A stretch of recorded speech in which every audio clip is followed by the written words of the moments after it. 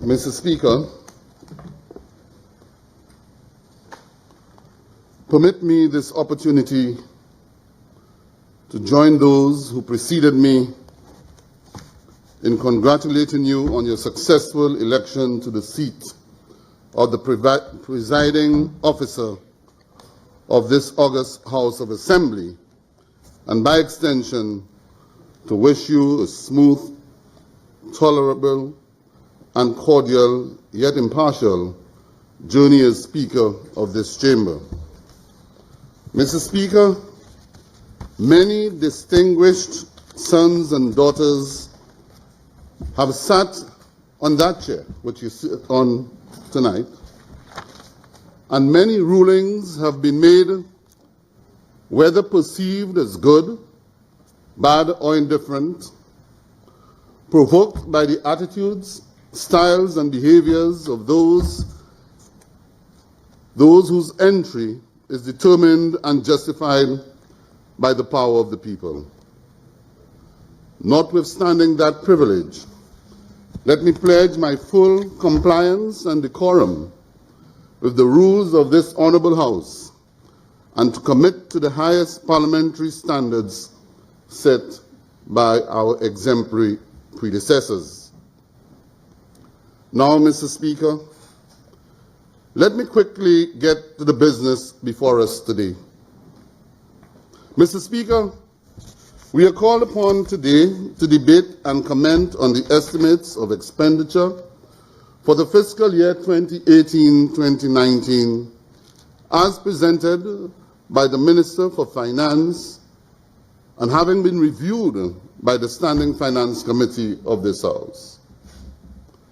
Mr. Speaker, I must take this opportunity to commend the Minister for Finance for his stewardship, his exemplary and cautious behavior and application of the principles of management.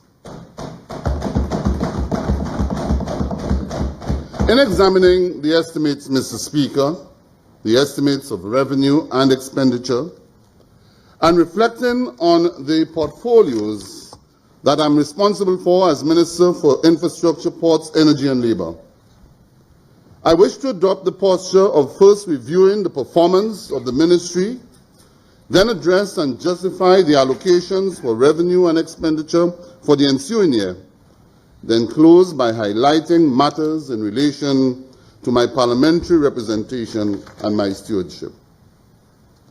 Mr. Speaker, early on, and let me attempt to dismiss it very early before I delve even deeper, the member for Castries South commented on a number of matters which I believe I must address quickly, and they're very simplistic matters which need no great elaboration.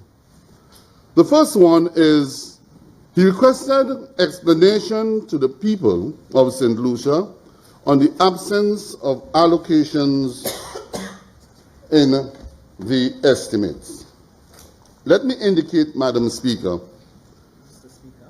Mr. Speaker, let me indicate that some of the items which the honourable member referred to, and I would list items relating to reconstruction and rehabilitation of roads, community infrastructure development, the silting of rivers and drains, secondary and tertiary roads rehabilitation project, slope stabilization, paving of streets and villages, West Coast Road, rehabilitation of residential roads, North-South Link Road, and others. These, Mr. Speaker, is really an exercise or practice which has been around for some time now. A practice of what we call design, finance, build, or design, finance, construct, in which in a fiscal year, whether or not there is a budgetary allocation And even in the absence of a budgetary allocation, you have the latitude of engaging private developers, contractors, and financiers in submitting proposals for the development of your infrastructure. It is zeroed in the estimates, Mr. Speaker, but once agreement is arrived at, whether it's through loans or any other instrument of funding, then it will be captured as we move on in the subsequent years. You would realize, Mr. Speaker, that in a number of cases, and I'm sure that the parliamentary representative will realize on page 206, there are a number of roads mentioned which were done through that mechanism. To begin with, the Cicero Road, Choiseul Roads Rehabilitation, Viewfort Clark Street and St. Jude's Highway Intersection Rehabilitation, and the list goes on.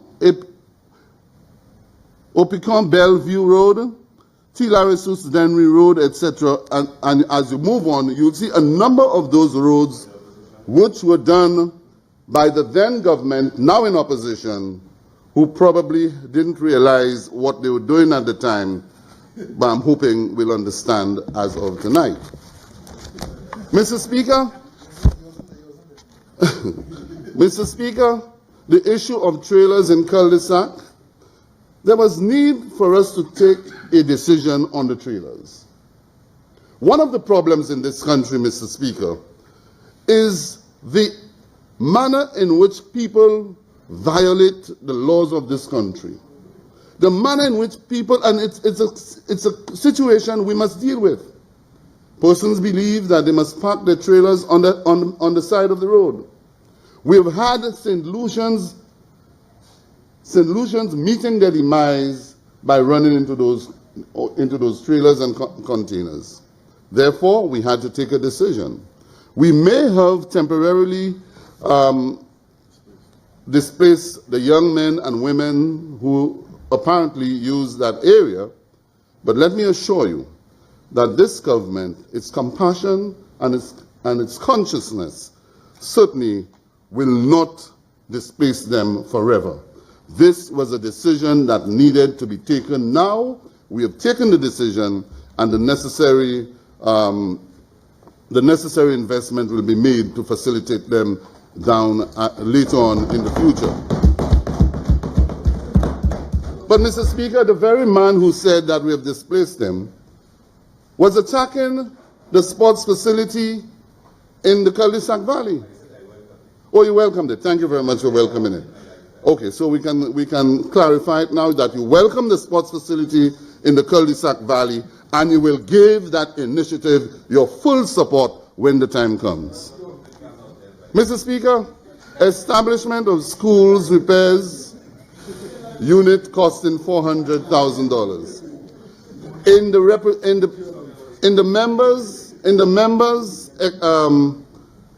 As the member delved into that matter, he obviously understood what was happening. He said $400,000 to establish a unit. We may as well leave it in the Ministry of Infrastructure. So in other words, I need not go any further in that the member understands that the $400,000 is merely a reallocation of and a shift of a department from one ministry to the other. If you go through the estimates, you'll recognize under the Department of Infrastructure, under maintenance of public buildings and schools, that there is a reduction of $286,408, and another one for wages, that's personal emoluments, wages, so $81,711, and then you also have the operating and maintenance costs, all of which would equate to the figure that you're seeing in the Ministry of Education. Mr. Speaker, only 10 months since the passage of the last budget, 2017-2018, and in review, the period can be referred as one of challenge, but overcome by the inducement of the spirit of planning, programming, dedication, and a determination to implement the work of the government. My ministry, the Ministry of Infrastructure, Mr. Speaker, is one that has demonstrated that planning, that programming, that dedication and determination to succeed. Mr. Speaker, our challenges were not the traditional encounters of little or very low financial resources to facilitate the implementation or execution of programs. That was not a problem, but rather one relating to the ability to implement the programs at a rate never experienced before.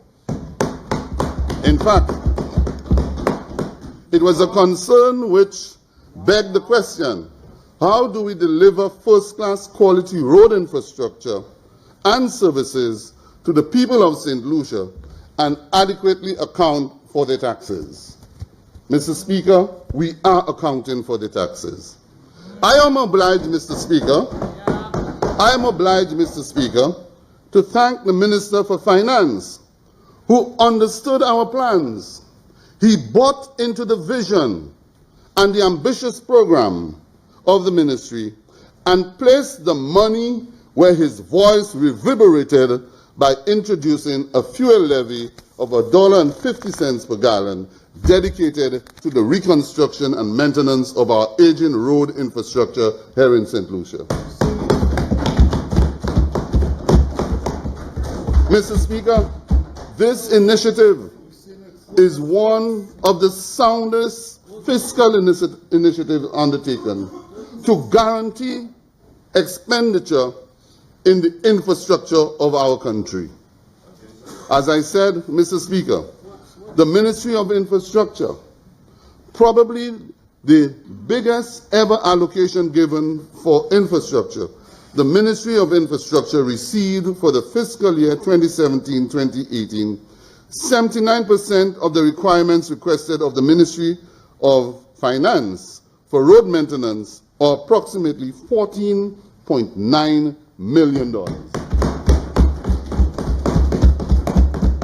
This, Mr. Speaker, may very well be the highest single allocation ever made on the recurrent expenditure towards the upkeep and maintenance of St. Lucia's road assets.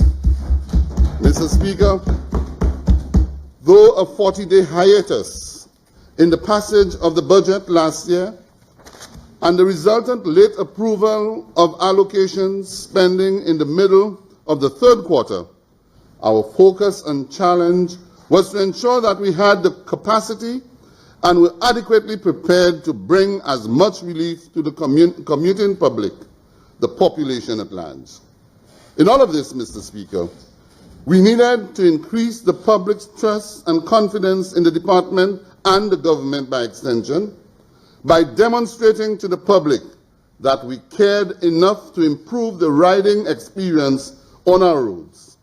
That is, to reduce the incidence of potholes, to improve road safety, and most of all, to reduce vehicular operating costs consequential on poor road conditions. Mr. Speaker, despite the phenomenal weather since the hurricane season last year, the ministry persevered with the implementation of an ambitious and extensive program of road repairs and maintenance, and the enhancement and improvement of a number of secondary roads throughout the island. In some great measure, we have achieved what we set out to do, to commence a long-term program of road maintenance and repairs to the satisfaction of all our people. And in so doing, we have impacted significantly on road infrastructure network throughout the country. Mr. Speaker, you normally traverse the road from Castries to the East Coast. Many of us traverse the roads around St. Lucia. And I am sure that in the last 2 months or so, you have seen a tremendous amount of roadworks in the country, no matter where you go.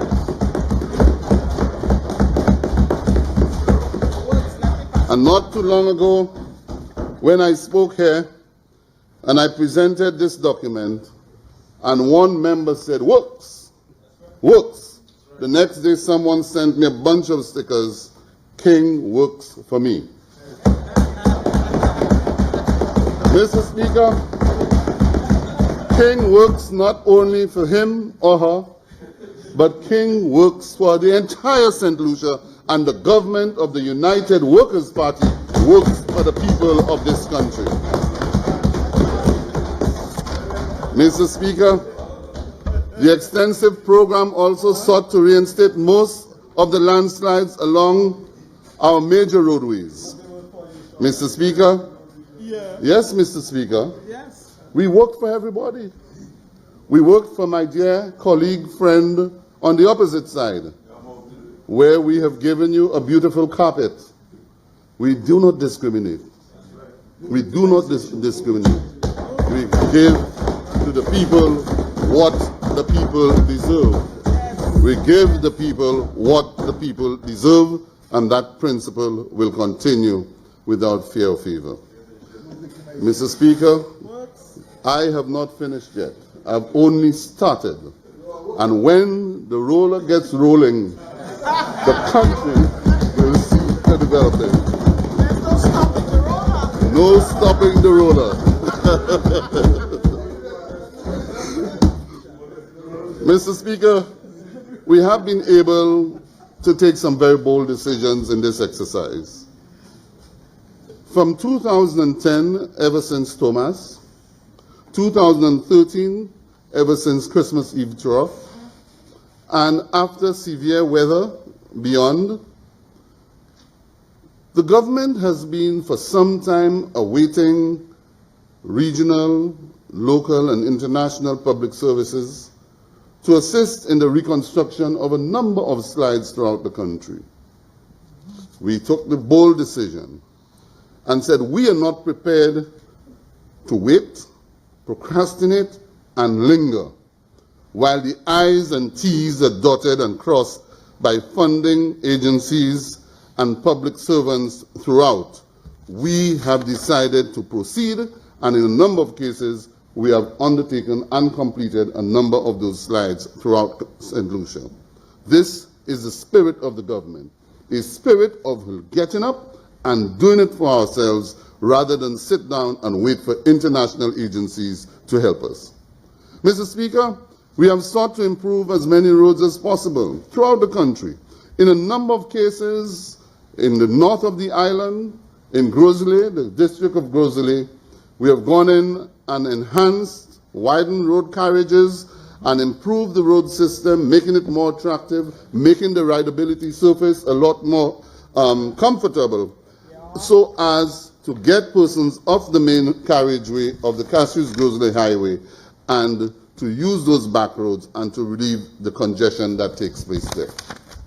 Mr. Speaker, as we do this, we believe that road safety is critical, and so we have undertaken a number of initiatives that will improve on road safety in St. Lucia. One of them being a sustained program of road markings that will commence very soon. In fact, it has commenced in the villages, in Grosley, the town of Grosley, the city of Castries, in Soufrière, in Vierfort, and now we're about to commence the markings on the Castries-Grosley Highway, and then to move on to the East Coast, and later on, when the West Coast is done, to do the West Coast.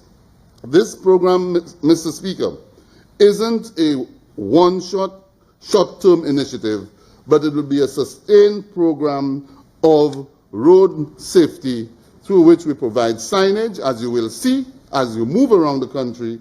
Now there are signs all over the country indicating, not locations as yet, but indicating distances, speed limits, locations at intersections, really and truly guiding the motoring public.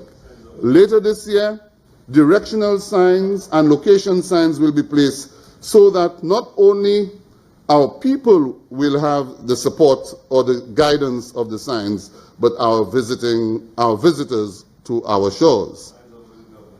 Yes, signs of a good government. And so, Mr. Speaker, as we continue to establish those signs of a good government at work, We are also now looking at further improving the road safety by establishing what we call guardrails throughout the country at those dangerous locations where we have lost a number of our sons and daughters. Those will be installed very soon as they arrive, and that is part of our road safety program. Even in Bocage, we are going to put those guardrails, and also in ancillary and canneries. Mr. Speaker, I spoke of the digest, the project digest for 2018.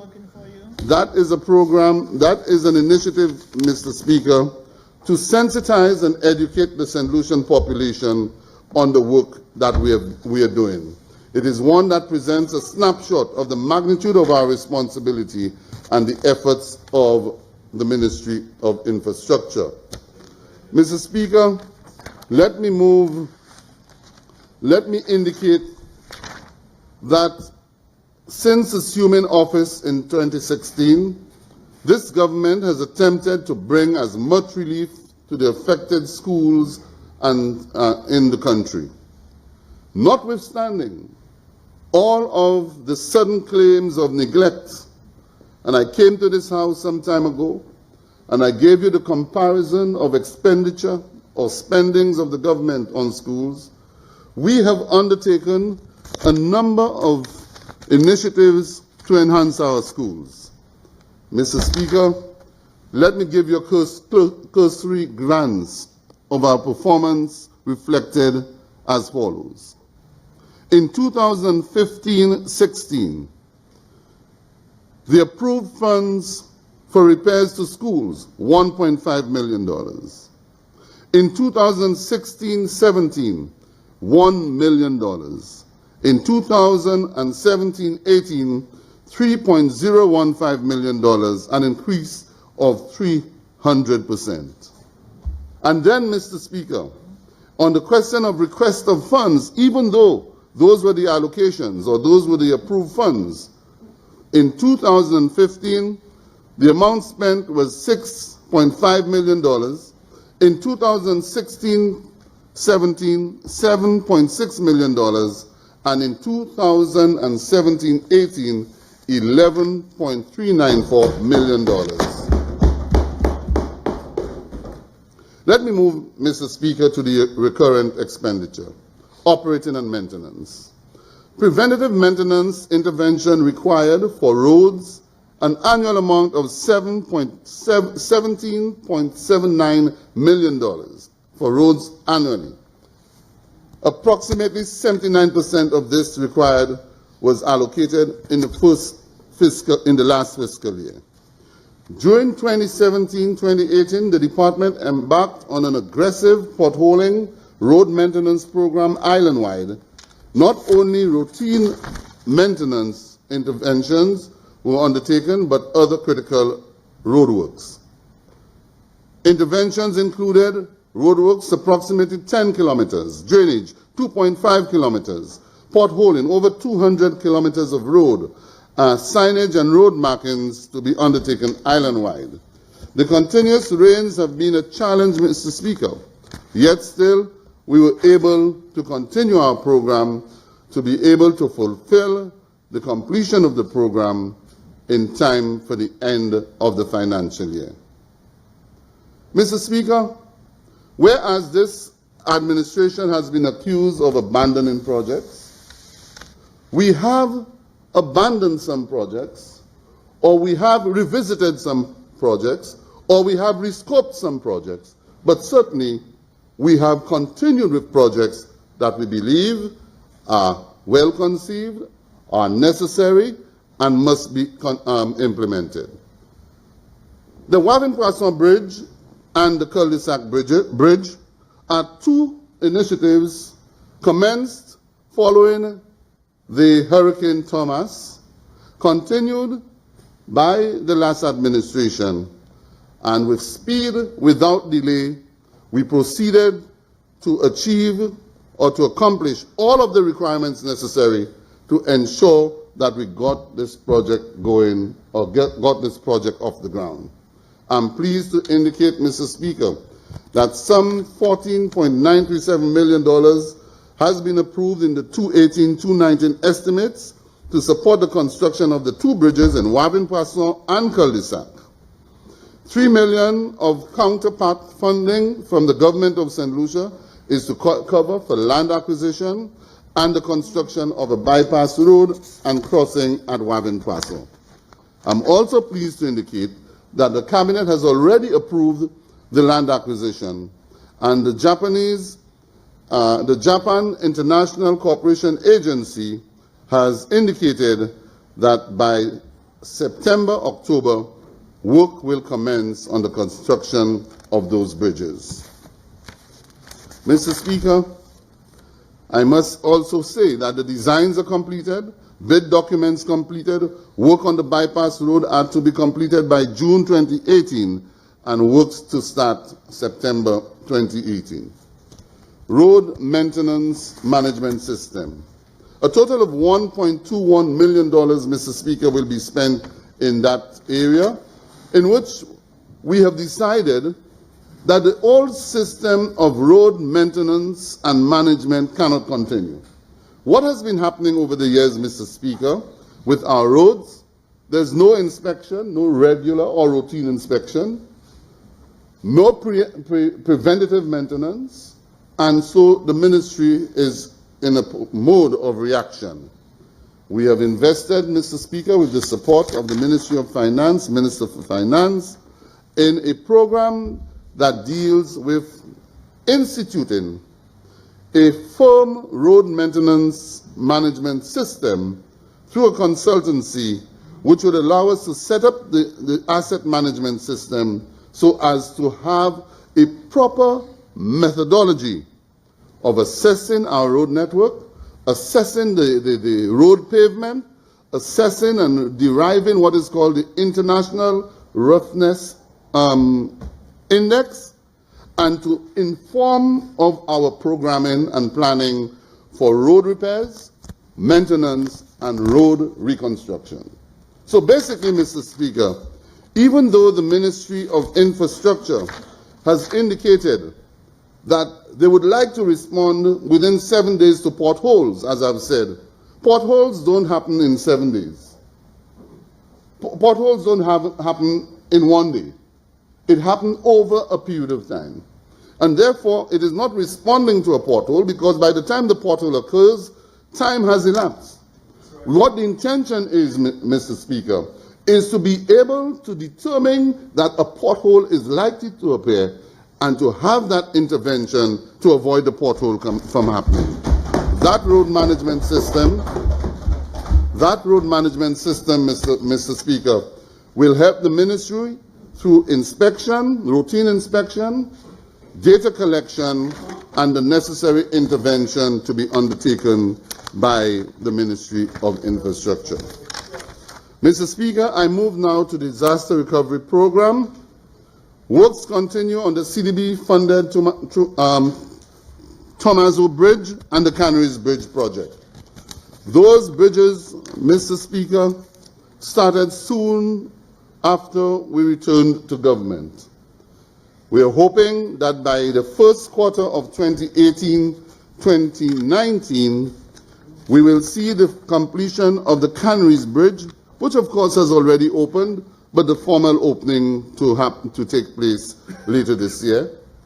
That bridge, Mr. Speaker, is being constructed by the contractor, the construction firm of Master Builders Company Limited, at a cost of $5.8 million. The other bridge, Mr. Speaker, which is the Tomazo Bridge, is being constructed by Integrated Development and Construction Limited at a total cost of $5.6 million, and we're hoping that soon after the Canaries Bridge is open, the Tomazo Bridge will follow, because it is running late. Not one contractor. We have a principle of ensuring that there is participation by all, that we give opportunity to as many St. Lucians as possible so as to share and participate in the cake which we keep slicing to give them an opportunity. Mr. Speaker, let me follow the lead of the Leader of the Opposition and to continue as well as I started by saying that the Miku Roads Rehabilitation Project, costing $4.638 million in Miku South, in expenditure for 2018-2019. The project entailed the rehabilitation of approximately 6.5 kilometers, Mr. Speaker, under a design finance built arrangement. The roads undertaken, Duga, Lacouville, Tiroche, London, Lacouville to Tiroche road segment, and Fondor Road. The project started in June 2017 and has been completed ahead of time, within time, and within cost of the project. What's that?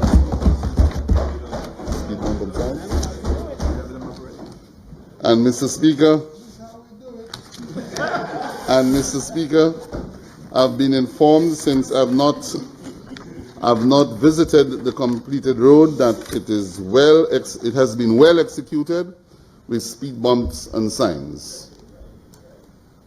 There are other design finance construct projects, Mr. Speaker, not only the Miku roads, but there are others which we continue to meet our obligations for 2018-2019. And those roads include Bocas, Chabot, Sunbelt, Independence City, and that is in the constituency of Castries East, the adjacent constituency, the constituency of the Leader of the Opposition. The Ladig, Moka, the DeVille Bridge construction, Choiseul Roads Rehabilitation, Maslaho, Labrie Village Main Roads Rehabilitation, Clark Street, Labrie. That's what I'm saying. That's what I'm saying. We continue to meet our obligations on those previous commitments. And I'm saying this, Mr. Speaker, to further reinforce the point that I made earlier, that when the allocation does not reflect a figure, it is under an arrangement of a design finance construct where the government understands that negotiations are going, and once those negotiations come through, then it reflects in the subsequent budget and other budgets until they are paid. So we're just simply following a good process established by our friends on the opposite side. Mr. Speaker, I move on, and on this occasion, I wish to indicate that the Millennium Highway was constructed in 1996-97, and ever since, no significant works have been done to reconstruct or to maintain that highway. I am pleased to indicate that the United Kingdom government, under the United Kingdom UKCIF, that is United Kingdom, no, I'll give it to you. It's under the different programs, but it is the Infrastructure Fund, Caribbean Infrastructure Fund. It is the United Kingdom Caribbean Infrastructure Fund. Under that program, through the CDP, the United Kingdom Infrastructure Partnership Fund will fund the reconstruction of the Millennium Highway and the West Coast at some £30 million.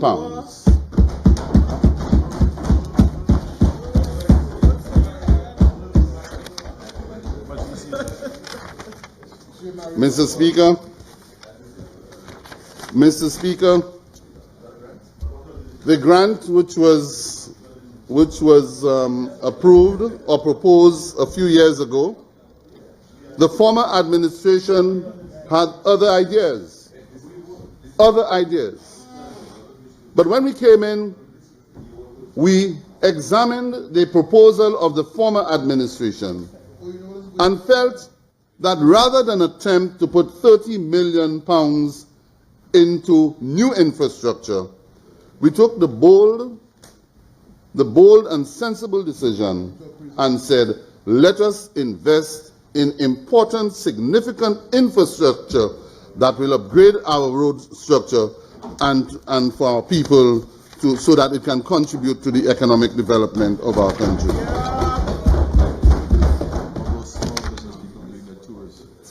So, Mr. Speaker, once the Millennium Highway is reconstructed and the West Coast Road is done, it means that we can bring further economic activity to the West Coast and to the south of the country and bring greater hope to our people. But, Mr. Speaker, the Minister for Finance at some stage will announce an even bigger program for infrastructure in this country. A program that will not only deal with the Millennium Highway or the West Coast, but it will upgrade every single primary road network in this country, address our secondary road infrastructure and also our tertiary road infrastructure throughout the island, bar none. The intention, Mr. Speaker, is to ensure that we bring opportunity to all St. Lucians. Whether, and I heard one particular parliamentarian on the other side saying that we are penalizing, we are victimizing, etc., etc. I don't believe in victimization, and I don't believe in penalizing because someone did not vote for me. We have the responsibility of taking care of all of our people, and that program is intended to take care of all of our people and to give all of our people an opportunity to participate in the development, the economic development of this country. This government, Mr. Speaker, is about opportunity. This government is about creating the possibilities. This government is about giving people hope and a hand to move up and to participate in the development of the country. I want to move, Mr. Speaker, if you can guide me on my time. I want to move to the issue of geothermal resource development. Mr. Speaker, on the renewable energy, the number of initiatives that my ministry has the responsibility for. One of them being the responsibility for geothermal resource development, for which the full gamut of the responsibility has been placed now onto the Ministry of Infrastructure. That program, Mr. Speaker, if you recall, if you have the age, you'd understand and remember that it was started as far back as the 70s when Sir John Compton, the father of the nation, took the initiative to drill and to bore the first well in Soufrière in search of geothermal energy. Since then, many countries have moved on and are generating geothermal. Dominica is generating. Guadeloupe has a plant. New Zealand also has a facility. And so St. Lucia has been considered under the SIDS program to explore the possibility of geothermal through the provision of a grant arrangement and loan funding that will allow us to explore. The agreement, Mr. Speaker, will give us a grant of an idea credit facility of US $5 million, a clean technology fund contingent grant of $8.7 million, a CTF project preparation grant of $0.96 million, and the UK Department for International Development, a grant of $5 million, and from SIDDOCS, which is the Small Island Development States Program for Development in Sustainable Energy, will be given a US grant of $1.85 million. In most of these instances, Mr. Speaker, where once the development is successful, then some of the grants, at least two of the grants, will turn into a loan. If it's not successful, then it is just written off by the agencies. The whole idea, Mr. Speaker, is to develop our renewable energy capacity by looking at geothermal, solar through PV, photovoltaic, wind energy, and hopefully, Mr. Speaker, ocean tech, to be able to participate in a national energy system that will reduce the cost of electricity to our people.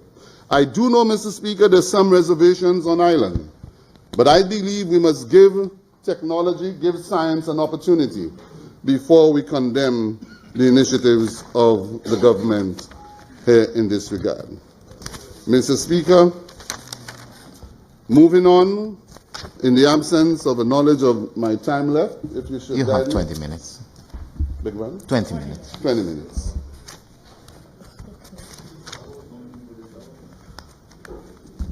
You find it was very short? You find it very short? You want to move for an extension? Mr. Speaker, let me move on with the balance of my presentation and to deal with the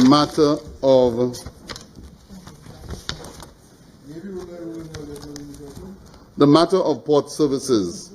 Mr. Speaker, port services is a critical sector in our economic activity and our economic development. Through our ports, Mr. Speaker, much of our imports, whether it's food, machinery, clothing, you name it, they all come through our ports. The airports certainly plays a significant role in economic activity through the arrival of visitors at our airports. This last financial year, Mr. Speaker, the government engaged in the reconstruction of a container park in the Port Castries, which was completed during the year 2016-2017. Phase 2 works were substantially completed in December 2017. The project closeout is expected by April 2018. However, severely challenged by heavy operations at the port. The cost of the project is $14 million. SLASPA, Mr. Speaker, also undertook the extension of the Point Seraphim berth number 1, a project that we are proud of, to be successfully completed on target and to welcome its first Quantum class vessel on 13th January 2018. I must commend the management and staff of SLASPA, as well as the contractor Ballast Nadam, the consultant, and the team for a job well done. Mr. Speaker, but what is most important about this project is the fact that the project financing originally would have been through an international financial organization. We were able to negotiate utilizing the NIC for funding, and the NIC was able to provide all of the funding necessary for the construction of this particular berth, which will see the arrival of a number of these modern class vessels in the coming years. As I said, the total is $14.855 million. Mr. Speaker, Point Seraphim can accommodate voyage class vessels such as the Adventure of the Seas, which hold up to 4,000 passengers. But with the new dock, we are anticipating that we'll be able to accommodate the modern vessels with a capacity of 6,000 passengers in Castries. SLASPA, Mr. Speaker, is also pursuing a strategy which is aligned to and will support the government's vision of developing Port Vieux into a modern home port facility for cruise vessels.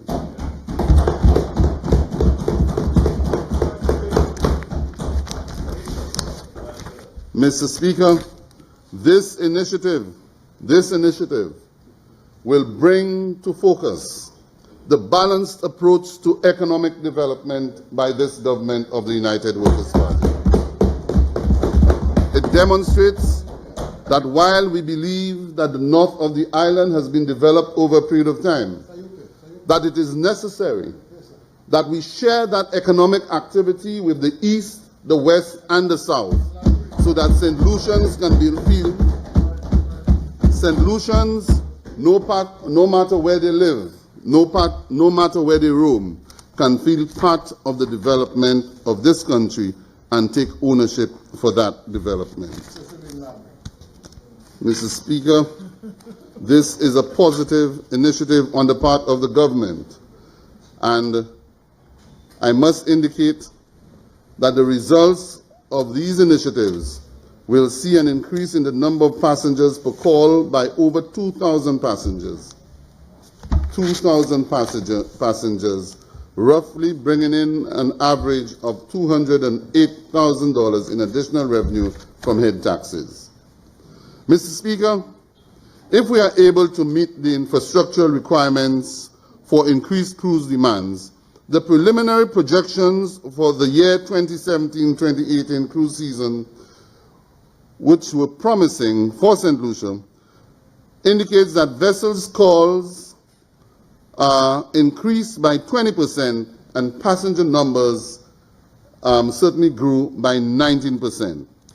And I hope these numbers correspond with that of the Ministry of Tourism. In 2011-12, 591,000 passengers arrived. In 2012-13, 588,000 passengers. 2013-14, 614 passengers. 2014-15, 679. In 2015-16, it went down to 584. In 2016-17, 678. And for this year, Mr. Speaker, it has already recorded 806,000 passengers. Mr. Speaker, one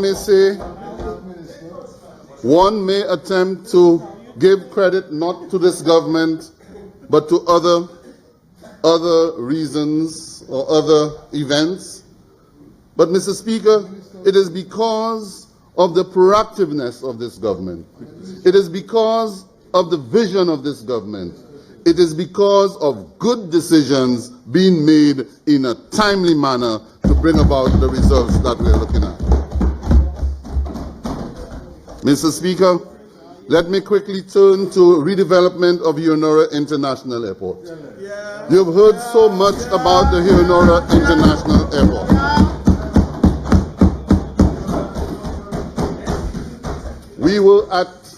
In 2011, we were at the gates of execution.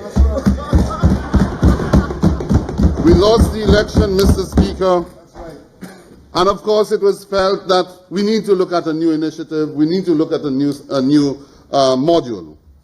Mr. Speaker, we got in 2016, and after hiring a number of consultants, foreign consultants, we were further than the gate where we left the project at, and we were wandering all over trying to figure out how do we implement the project.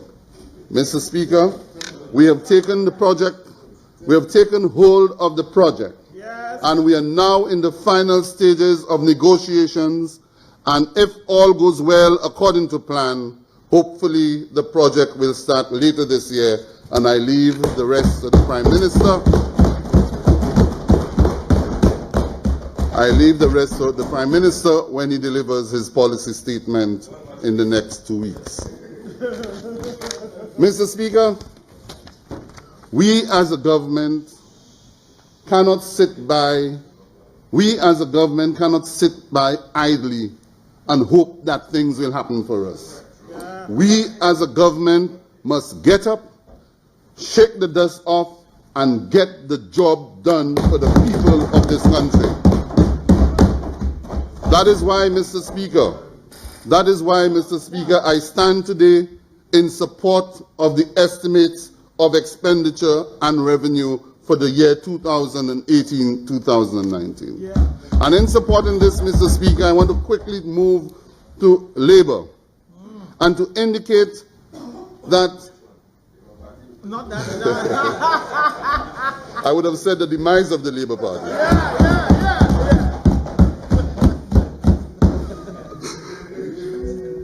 In the case of the Department of Labour, Mr. Speaker, I would like to report that a number of important measures are being put in place to uplift, upgrade, and highlight the Department of Labour. These measures, some of which I will enunciate in a few minutes, are clearly intended to give the Department of Labour greater visibility as it seeks to identify and resolve the problems that are dotted all over the industrial relations climate in St. Lucia, and to make its services more accessible to both the workers and the employers who have cause to utilize its resources. Mr. Speaker, as a government, we are concerned about the industrial climate. And so it is in this case of accessibility. When my government came, or rather this administration came into office in 2016, the Ministry of Labour only operated 2 locations. These were the head office in Castries and a sub-office in Vieux-Fort. With a view to responding in a positive manner to the complaints, especially from workers about the difficulty in accessing the services of the Department of Labour, we opened another satellite office, and this one in the town of Soufrière, and I must indicate that the people of Soufrière are quite happy. Mr. Speaker, we intend to further improve the location we are looking at to establish an office is in the north of the island in Grosley, where we have a number of businesses in that region for which services of the Labour Department is needed. Mr. Speaker, Mr. Speaker, the Labour Tribunal of recent times were able to review and to establish the Labour Tribunal, and very soon it is our intention to bring the tribunal to bear and to receive the many pending cases and to address them in a cordial manner. Mr. Speaker, we committed ourselves to a tripartite council to bring about a cordial industrial atmosphere to include the social dialogue and social partnership, the involvement of workers and government, so as to create that atmosphere. Mr. Speaker, this is certainly coming. And finally, Mr. Speaker, on the labor relations, one of the things we have noticed, Mr. Speaker, observed, and that is there seemed to be a dearth of knowledge on the issue of labor relations. The ministry has decided to publish a layman's version of the labor code, which will be circulated so all and sundry can read and understand to know their rights as far as the labor code is concerned. That brochure is presently being drafted and will soon be printed for distribution throughout the country. One more matter, Mr. Speaker, which I must speak on, is the question of offshore employment opportunities for our people. When I came in, Mr. Speaker, the program, which was started in 1967, 1968, was ongoing, but seemed to be on remote control and as far as its achievements. Ever since, I've taken the initiative of visiting Canada, visiting employers, visiting farmers, appealing to farmers and employers, and looking to new opportunities for our people. To date, we have been able to increase the number of St. Lucians going on the Canadian Farm Program by 25%. 25% as a consequence of those visits. And the intention of the department and the intention of the government is not only to focus on Canada on the seasonal program, but to look to other markets in the United States, North America general, in Europe, and other opportunities throughout the world to send our ambassadors over there and to participate in a global environment, to build the skill sets, the capacity, and to return to St. Lucia at some later stage to address and to participate in the economy. Mr. Speaker, much of what I've said tonight will be elaborated to a greater extent in as far as policies, new policies, and the direction of the Ministry of Infrastructure, Ports, Energy, and Labour. I want to quickly look at my constituency, Mr. Speaker, in closing, and to say that in the last financial year, a number of road infrastructure projects were undertaken, like in many constituencies. In places like... Mr. Speaker, my colleagues are so happy because they got, they got a windfall. But, Mr. Speaker, in a number of areas in Castries North, Armandale, Lucian Country Life, Sunny Acres, Bize, Carolee, Agad, Wapatat, roadworks were done through the Ministry of Infrastructure. Under the Ministry of Economic Development, through the CDP program, there were projects done in Sunbuilt, Cape Town, bus shelters, walkways, drains, etc. Leclerc playing field is now under some rehabilitation. Carolee drainage projects, Wapatat drainage projects, Carolee Community Park, Agad playing field, and phase 1 is about to start, and phase 2, the lighting, to bring some kind of relief and comfort to the sports people up there. The way forward, Mr. Speaker, for the constituency is the completion of the Carolee Community Park and sports facility, which was left unattended for 5 years under the former administration, with token contributions being given for the project. Mr. Speaker, we will continue to complete those projects and to bring comfort to our people and to return jazz to Carolee in the not-too-distant future. Also, Mr. Speaker, I've been able to source a corporate partner who will assist in the Bize Children's Playground, in the upgrading of the Wapatat Sports Facility, and also will continue negotiations for the establishment of the Sunbuilt HRDC and multipurpose sports facility through the NIC programming. Roads, Mr. Speaker, also in Bize and Carolee and Chase Gardens. In closing, Mr. Speaker, and I realize you're beginning to pack. In closing, Mr. Speaker, I want to thank ministry officials for their hard work and dedication and their enthusiasm. I must thank my permanent secretary, chief engineer, engineering team, and all who have in the last year worked so hard, so assiduously in meeting the deadlines set for them. I want, Mr. Speaker, also to thank my constituents who have continued to demonstrate their commitment and support for me, and who continue to appeal to proceed with projects within the constituency.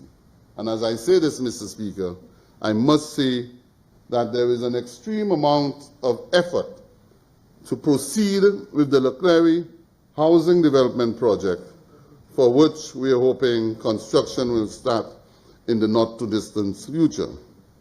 To my family, Mr. Speaker, particularly my wife and those who have stood with me through thick and thin, I want to say thank you. And of course, Mr. Speaker, to the Almighty God, who has blessed me with the opportunity of serving the people of Castries North and to the people of St. Lucia in general, I want to say thank God for that blessing. And I look forward to continue to provide support and to continue to give service to our people without fear or favor and without reservation. I thank you.